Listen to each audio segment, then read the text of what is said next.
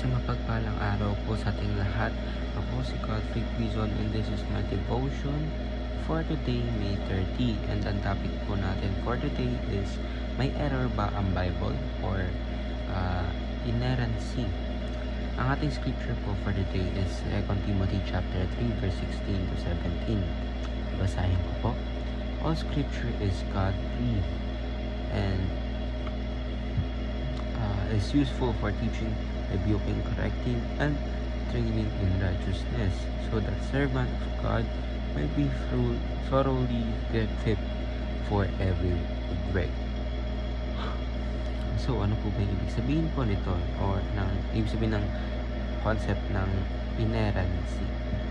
So, inerrancy refers to the belief that the Bible in its original manuscript is without error in all that it affirms, whether about history, science, or theology. The scripture is wholly reliable because it is inspired by God, who is perfectly truthful. This truth assures us that the Bible can be trusted in every area of life. As believers, we can stand firm on the promises, commands, and teachings of God's Word, knowing that it is both completely true and sufficient for our faith and practice. So, ibig sabihin po ito na, of course, marami na pong translation ngayon yung Bible, and some may talagang maraming discrepancies or maraming problems dun sa translation, kaya minsan napapa-question tayo.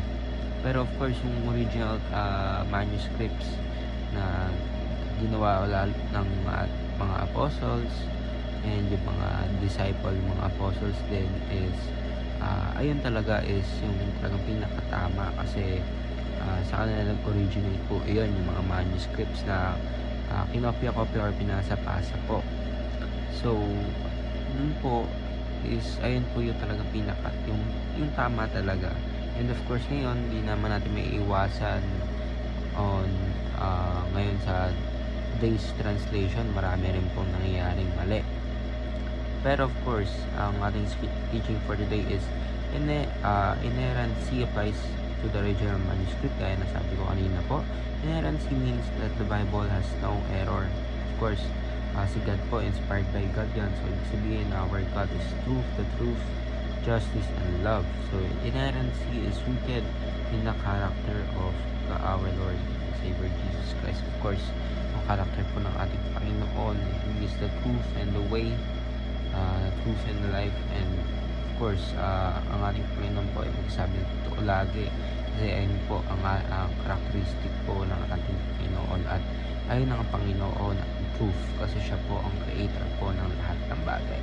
So ayun na po, ako si Godfrey Quizon and this is my devotion for today, May 30. Sana po ay marami kayong natutunan. Ayun na po, God bless.